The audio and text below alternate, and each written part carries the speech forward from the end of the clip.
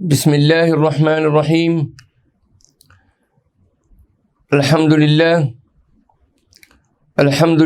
نحمده ونستعینه ونستغفره ونؤمن به ونتوکل علیہ ونعوذ باللہ من شرور انفسنا ومن سیئات اعمالنا من يهده الله فلا مضل له ومن يضلله فلا هادي له ونشهد أن لا إله إلا الله وحده لا شريك له ونشهد أن سيدنا ونبينا وحبيبنا ومولانا محمدا عبده ورسوله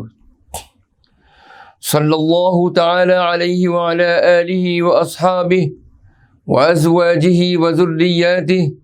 وجميع أهل بيته وبارك وسلم تسليما كثيرا كثيرا أما بعد فأعوذ بالله من الشيطان الرجيم بسم الله الرحمن الرحيم رب زدني علما وألحقني بالصالحين رب اشرح لي صدري ويسر لي أمري واحلل عقدة من لساني يفقهوا قولي صدق اللہ العظیم اللہم انی اسألک بأنک انت اللہ لا الہ الا انت الاحد الصمد الذي لم يلد ولم يولد ولم يكن له كفوا احد ربنا علیک توکلنا وإلیک انبنا وإلیک المصیر۔ بزرگان محترم، برادران عزیز،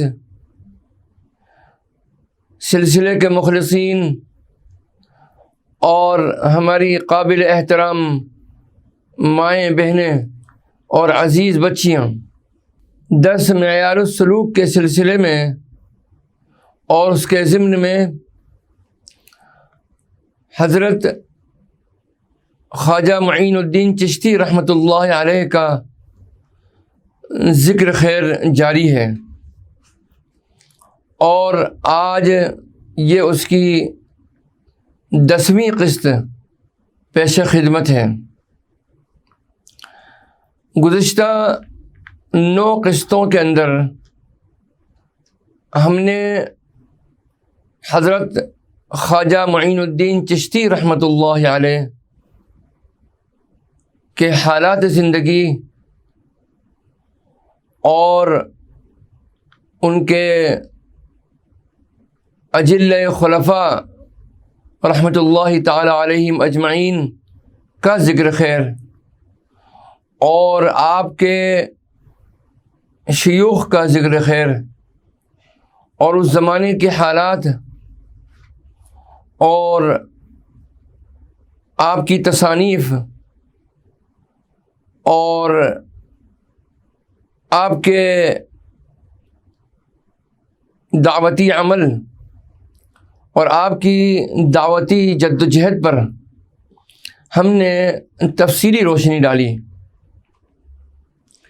اور الحمدللہ جیسا کہ ہم نے عرض کیا تھا، اس ذکر خیر کے مکمل ہونے کے بعد ہم حضرت خواجہ معین الدین چشتی رحمۃ اللہ علیہ کے مواعظ اور آپ کی مجالس کا سلسلہ شروع کریں گے۔ تو آج الحمدللہ آپ کی مجالس کا آغاز کیا جا رہا ہے، جس میں آپ کے ملفوظات، آپ کے مواعظ حسنہ، آپ کے نصائح اور آپ کی وصیتیں اور آپ کے معمولات اور اتباع سنت کے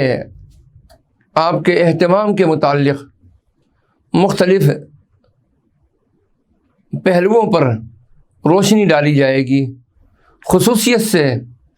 آپ کے ملفوظات اور مواعظ حسنہ پر۔ تو میرے بزرگوں، عزیزوں اور دوستوں، جس طریقے سے حضرت شیخ عبد القادر جیلانی رحمۃ اللہ علیہ کی مجالس کے سلسلے میں، جن کا کہ سلسلہ ابھی جاری و ساری ہے، ہمارا طریقہ یہ رہا ہے کہ ہم مجلس کے آغاز میں کسی حدیث مبارکہ کا انتخاب کر کے اور اس کا ترجمہ اور تشریح کر کے پھر ہم آگے بڑھتے ہیں، اور اس کا مقصد یہ ہوتا ہے کہ تاکہ حضور نبی کریم صلی اللہ تعالیٰ علیہ وسلم کی احادیث مبارکہ جو ہماری عملی زندگی سے، دنیا و آخرت سے، اور اسی طریقے سے رسول پاک صلی اللہ تعالیٰ علیہ وسلم کی سنن مبارکہ سے متعلق ہیں، حقوق اللہ سے متعلق ہیں،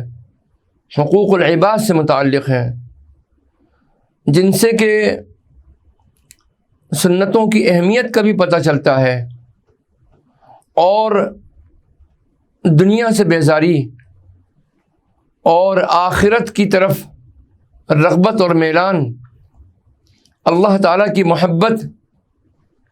صدق دل کے ساتھ میں، اور اللہ تعالیٰ کا خوف دل میں بیٹھنا، تاکہ اس خوف کے نتیجے میں ہم گناہوں سے بچ سکیں۔ ان امور سے متعلق ہم نے مختلف احادیث آپ کی خدمت میں حضرت شیخ عبد القادر جیلانی رحمۃ اللہ علیہ کی مجالس کا آغاز کرنے سے پہلے ہم نے پیش کی۔ بالکل اسی انداز میں اب یہ مجالس کا سلسلہ آج شروع ہو رہا ہے۔ حضرت خواجہ معین الدین چشتی رحمۃ اللہ علیہ کا، تو اس سلسلے میں بھی ہمارا یہ عمل رہے گا کہ جب تک یہ مجالس چلیں گی، ان مجالس کا آغاز ہم کسی حدیث مبارکہ سے کریں گے۔ اللہ تعالیٰ سے دعا ہے کہ اللہ تعالیٰ ہم کو ان احادیث کا مصداق بنا دے، ان احادیث پر عمل کرنے کی ہم کو توفیق عطا فرمائے، ہمیں دنیا و آخرت کی عملی زندگی کو بہتر بنانے کے لیے جد و جہد کرنے اور اللہ سے رجوع کرنے کی ہمیں توفیق رفیق حاصل ہو، آمین یا رب العالمین۔ تو جیسا کہ میں نے عرض کیا کہ آج حضرت خواجہ معین الدین چشتی رحمۃ اللہ علیہ کے ملفوظات اور مواعظ حسنہ کا ذکر خیر ہم شروع کر رہے ہیں، اور یہ مواعظ حسنہ دلیل العارفین کے نام سے موجود ہیں، اور یہ کتاب متعلق ہے ملفوظات ملک المشائخ، سلطان المساکین، منہاج المتقین، قطب الاولیاء، شمس الفقراء، حضرت خواجہ معین الدین والملہ حسن سنجری رحمۃ اللہ علیہ، متوفی 627 ہجری۔ اس کتاب کو تحریر کیا ہے آپ کے خلیفہ اجل حضرت خواجہ قطب الدین بختیار کاکی اوشی، مقتدی العارفین، مرشد المؤمنین، قطب الاقطاب والمسلمین رحمۃ اللہ علیہ۔ آپ کی وفات 653 ہجری میں ہوئی، اور آپ کے ان ملفوظات کا ترجمہ کیا ہے جناب حکیم مطیع الرحمن قریشی نقشبندی نے۔ تو ہم آغاز کرتے ہیں حدیث مبارکہ سے۔ بسم اللہ الرحمن الرحیم۔ الحمد للہ رب العالمین والصلاة والسلام علی النبی الکریم وعلی آلہ واصحابہ اجمعین۔ حضور نبی کریم علیہ الصلاۃ والسلام کی ایک حدیث مبارکہ ہے جو کہ فکر آخرت سے متعلق ہے، اور وہ مروی ہے حضرت ابو امامہ رضی اللہ تعالی عنہ سے۔ عن ابی امامہ رضی اللہ تعالی عنہ قال جلسنا الى رسول اللہ صلی اللہ علیہ وسلم فذكرنا ورققنا فبكى سعد بن ابی وقاص رضی اللہ عنہ فأكثر البكاء فقال يا ليتني مت، فقال رسول الله صلى الله عليه وسلم يا سعد أعندي تتمنى الموت؟ فردد ذلك 3 مرات ثم قال يا سعد إن كنت خلقت للجنة فما طال عمرك وحسن من عملك فهو خير لك، رواه احمد۔ صاحب مظاہر حق اس حدیث مبارکہ کی تشریح اور اس کے ترجمے کے سلسلے میں ارشاد فرماتے ہیں کہ حضرت ابو امامہ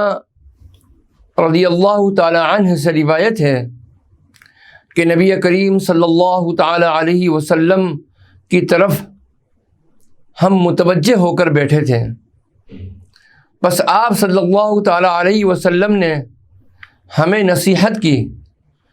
اور ہمارے دلوں کو فکر آخرت پر واعظ کر کے نرم کیا۔ پس سعد بن ابی وقاص رضی اللہ تعالی عنہ بہت روئے، پھر فرمایا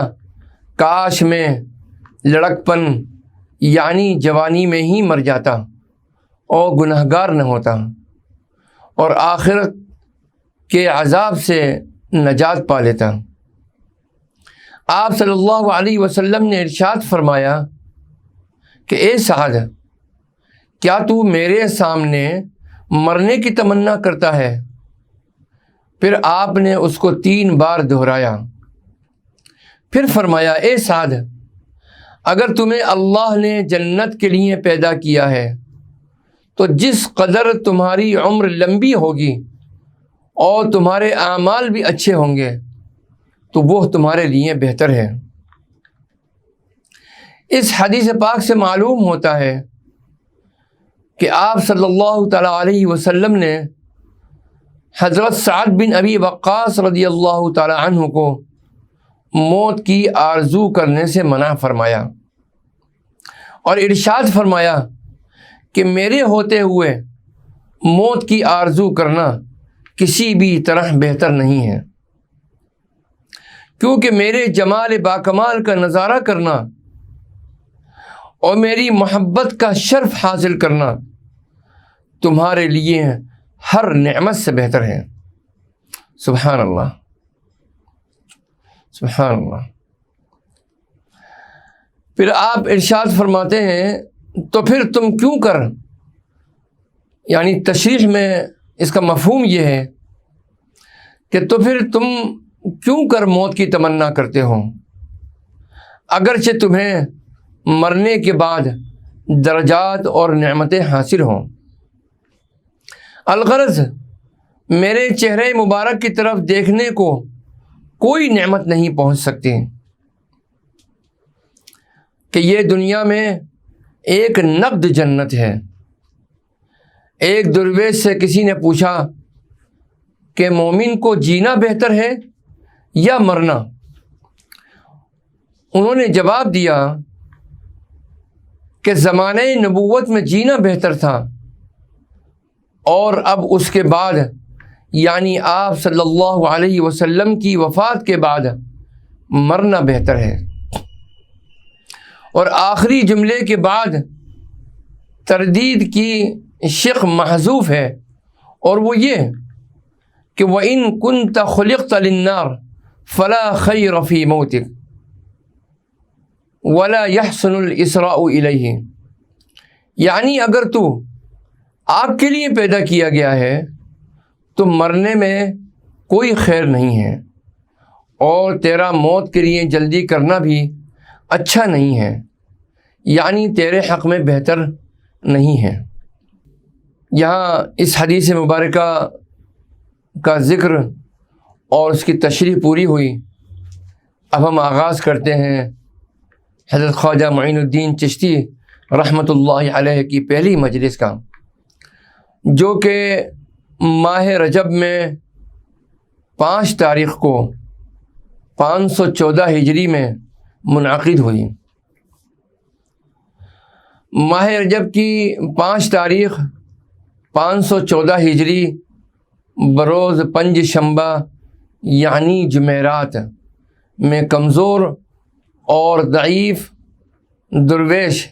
جس کا لقب قطب الدین بختیار کاکی اوشی ہے، اور جو ملک المشائخ اور سلطان المساکین کا ایک ادنا غلام ہوں، یہ فرما رہے ہیں حضرت خواجہ قطب الدین بختیار کاکی رحمۃ اللہ علیہ۔ وہ فرماتے ہیں کہ جب ان کے آستانہ عالیہ بغداد کی مسجد میں امام ابو اللیث سمرقندی رحمۃ اللہ علیہ میں حاضر ہوا تو پہلی حاضری میں نعمت سے مشرف ہوا، اور ان کے دست مبارک سے کلاه 4 ترکی کو میرے سر پر سجایا گیا۔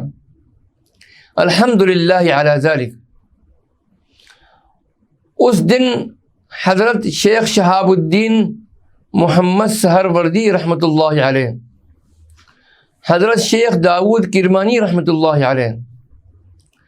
اور حضرت شیخ برہان الدین محمد چشتی رحمۃ اللہ علیہ، اور حضرت شیخ تاج الدین محمد اصفہانی رحمۃ اللہ علیہ، یہ تمام اکابرین اکٹھے بیٹھے ہوئے تھے۔ نماز کے بارے میں بات شروع ہوئی تو آپ نے فرمایا کہ کوئی شخص بھی اللہ تعالیٰ کی بارگاہ عزت میں نماز کے بغیر قرب حاصل نہیں کر سکتا، کیونکہ یہی نماز ہی معراج المؤمنین ہے، جیسا کہ حدیث شریف میں آیا ہے الصلاۃ معراج المؤمنین او کما قال علیہ الصلاۃ والسلام، یعنی بندے کو اللہ تعالیٰ کے ساتھ وابستہ اور پیوستہ رکھنے والی نماز ہی تو ہے۔ پھر فرمایا نماز ایک راز ہے جسے بندہ اپنے پروردگار سے بیان کرتا ہے، اور راز کہنے کے لیے بندے کو ایسا قرب حاصل ہوتا ہے جو اس راز کے لائق ہوتا ہے۔ سبحان اللہ۔ اور اصل راز کی باتیں تو صرف نماز ہی میں کہی جا سکتی ہیں، چنانچہ حدیث شریف میں ہے المصلی یناجی ربہ او کما قال علیہ الصلاۃ والسلام، یعنی نماز پڑھنے والا دراصل اپنے اللہ سے سرگوشی میں کوئی راز کی باتیں کرتا ہے۔ پھر وہ میری طرف متوجہ ہوئے اور فرمایا جب میں شیخ الاسلام سلطان المشائخ حضرت خواجہ عثمان ہارونی نور اللہ مرقدہ کی خدمت میں حاضر ہوا اور بیعت کی دولت سے سرفراز ہوا تو 8 سال تک ان کی خدمت میں مصروف رہا اور ایک لمحہ بھی آرام نہ کیا۔ میں نے نہ رات دیکھی نہ دن، ہمیشہ ان کے ساتھ سفر میں رہا۔ ان کے کپڑے، بستر اور دیگر سامان سفر سر پر رکھ کر ساتھ ساتھ چلتا رہا۔ جب انہوں نے مجھ درویش کی خدمت کو دیکھا تو مجھے وہ نعمت ابدی عطا فرمائی جس کی نہ کوئی حد ہے اور نہ انتہا۔ پھر فرمایا جس نے بھی کچھ حاصل کیا خدمت سے ہی حاصل کیا، لہذا مرید کے لیے ضروری ہے کہ پیر کے حکم سے ذرہ بھی تجاوز نہ کرے۔ وہ جو نماز و تسبیح، اوراد و وظائف بتائے ان پر دل و جان سے عمل پیرا ہو، اور پیر کے ہر حکم کی تعمیل کرے تاکہ ولایت میں مقام حاصل کرے، کیونکہ پیر اپنے مرید کے لیے مشاطہ بنانے سنوارنے والی چیز کی حیثیت رکھتا ہے، اور وہ جو بھی اپنے مرید کو کسی کام کی ترغیب دے گا وہ دراصل مرید کے حالات کو کمالیت کے درجے تک پہنچانے کے لیے ہی ہوگا۔ پھر فرمایا کہ حضرت شیخ شہاب الدین سہروردی رحمۃ اللہ علیہ نے بھی 10 سال تک اپنے پیر کا سامان سفر اپنے سر پر اٹھایا، اور ان کے ساتھ ہی حج کا سفر بھی کیا، اور پھر ان کے ساتھ ہی حج سے واپس آئے۔ تب انہوں نے اپنے مرشد سے ایسی نعمت حاصل کی جس کی کوئی حد یا انتہا نہیں ہے، اور جو کسی کے تصور میں نہیں آ سکتی۔ پھر فرمایا امام خواجہ ابواللیث سمرقندی رحمۃ اللہ علیہ نے، جو کہ فقہ کے امام ہیں، اپنی کتاب تنبیہ میں لکھا ہے کہ ہر روز آسمان سے 2 فرشتے نیچے زمین پر آتے ہیں، ایک کعبہ شریف کی چھت پر آ کر بلند آواز سے کہتا ہے، اے لوگوں اور جنوں، سنو اور سمجھو کہ جو شخص اللہ تعالیٰ کی فرض نماز ادا نہیں کرتا وہ اللہ تعالیٰ کی حفاظت سے باہر نکل آتا ہے، یعنی ایسے شخص کو شیطان کسی بھی وقت اپنی گرفت میں لے لیتا ہے۔ اسی طرح دوسرا فرشتہ رسول اللہ صلی اللہ علیہ وسلم کے روضہ اقدس کے گنبد پر کھڑے ہو کر بآواز بلند کہتا ہے کہ اے لوگوں، سمجھو اور سن لو کہ جو شخص بھی رسول اللہ صلی اللہ علیہ وسلم کی سنتیں ادا نہیں کرتا وہ حضور صلی اللہ علیہ وسلم کی شفاعت سے محروم رہتا ہے۔ پھر فرمایا میں ایک دفعہ بغداد کی مسجد ککری میں بغداد کے اولیاء کے پاس بیٹھا تھا کہ وضو کے دوران انگلیوں میں خلال کرنے کا مسئلہ چل پڑا، تو خواجہ صاحب رحمۃ اللہ علیہ نے فرمایا انگلیوں کا خلال کرنا بھی سنت ہے۔ حدیث شریف میں ہے رسول اللہ صلی اللہ علیہ وسلم نے فرمایا کہ میں نے اپنے صحابہ رضی اللہ عنہم کو انگلیوں کا خلال کرنے کی تاکید کی ہے، اور کہا ہے کہ جو شخص وضو کے دوران انگلیوں کا خلال کرے گا اللہ تعالیٰ اس کی انگلیوں کو اس کی شفاعت سے محروم نہیں کرے گا، او کما قال علیہ الصلاۃ والسلام۔ پھر فرمایا کہ میں ایک دفعہ خواجہ اجل شیرازی رحمۃ اللہ علیہ کے پاس بیٹھا تھا، شام کی نماز کا وقت قریب آ گیا۔ خواجہ اجل شیرازی رحمۃ اللہ علیہ تجدید وضو کے دوران انگلیوں کا خلال کرنا بھول گئے۔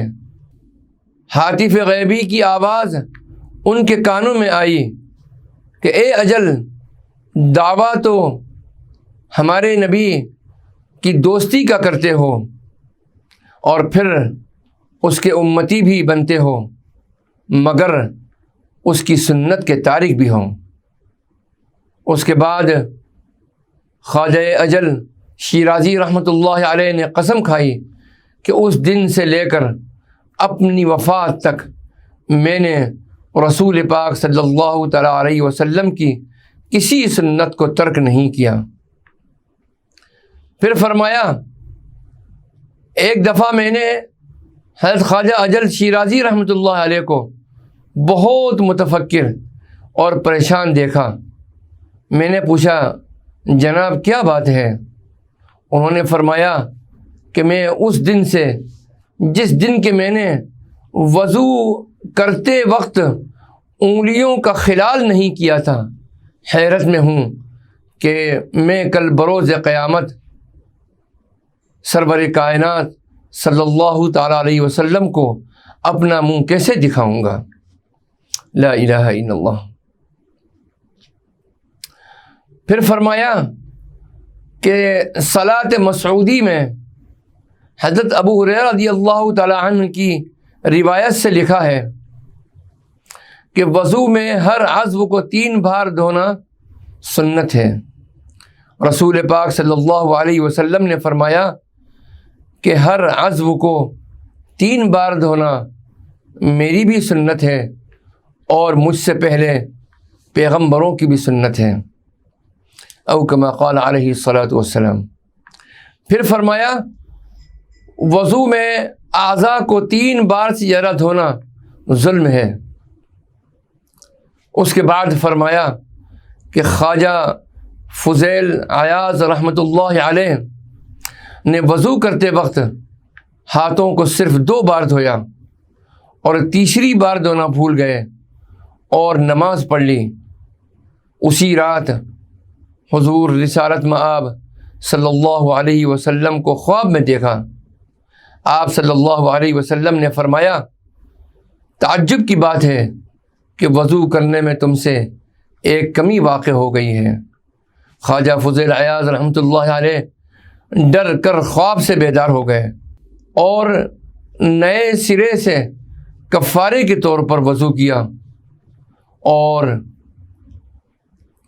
1 سال تک روزانہ نفل نماز پڑھتے رہے اور کثرت سے نوافل پڑھتے رہے۔ پھر فرمایا کتاب شرح عارفان میں لکھا ہے کہ جب کوئی آدمی طہارت یعنی وضو کے ساتھ سوتا ہے تو اس کی روح کو فرشتے عرش کے نیچے تک لے جاتے ہیں۔ وہاں حکم ملتا ہے کہ اسے نیا لباس پہنایا جائے، پھر اس کا روح سجدہ کرتا ہے تو حکم ہوتا ہے کہ اسے اب واپس لے جاؤ، یہ نیک بندہ ہے جو کہ وضو کی حالت میں سویا تھا۔ اور جو شخص بغیر وضو کے سو جاتا ہے اس کی روح کو پہلے آسمان سے واپس بھیج دیا جاتا ہے اور حکم ہوتا ہے کہ یہ ابھی مزید اوپر لے جانے کے لائق نہیں ہے، چونکہ یہ بے وضو ہے، اس لیے یہ عرش پر خدا کو سجدہ کرنے کے قابل نہیں ہے۔ پھر ارشاد فرمایا کہ فقیہ لکھتا ہے کہ رسول اللہ صلی اللہ علیہ وسلم نے یوں فرمایا الیمین للوجہ والیسار للمقعد، او کما قال علیہ الصلاۃ والسلام، یعنی دایاں ہاتھ کھانا کھانے کے لیے ہے اور منہ دھونے کے لیے ہے اور بایاں ہاتھ استنجا کرنے کے لیے ہے۔ پھر روئے سخن اس طرف ہو گیا کہ جب لوگ مسجد میں آئیں تو سنت یہ ہے کہ پہلے دایاں پاؤں مسجد میں رکھیں، کیونکہ ایسا کرنا رسول پاک صلی اللہ تعالی علیہ وسلم کی سنت مبارکہ ہے۔ اور مسجد سے باہر نکلیں تو پہلے بایاں قدم باہر رکھیں۔ پھر فرمایا کہ حضرت خواجہ سفیان ثوری رحمۃ اللہ علیہ مسجد میں تشریف لائے اور بھول کر پہلے بایاں پاؤں مسجد میں رکھا۔ فوراً غیب سے آواز آئی، اے ثور، کیا خدا کے گھر میں اس طرح بے ادب کی طرح داخل ہونا چاہیے جیسا کہ تم داخل ہوئے ہو؟ پھر موضوع سخن عارفان خدا اور ان کے احوال کی طرف مڑ گیا اور فرمایا عارف اسے کہتے ہیں کہ اس پر ہر روز عالم غیب سے ہزاروں تجلیات نازل ہوں اور ایک لمحے میں چند ہزار تجلیات اس میں پیدا ہوں۔ پھر فرمایا عارف اس کو کہتے ہیں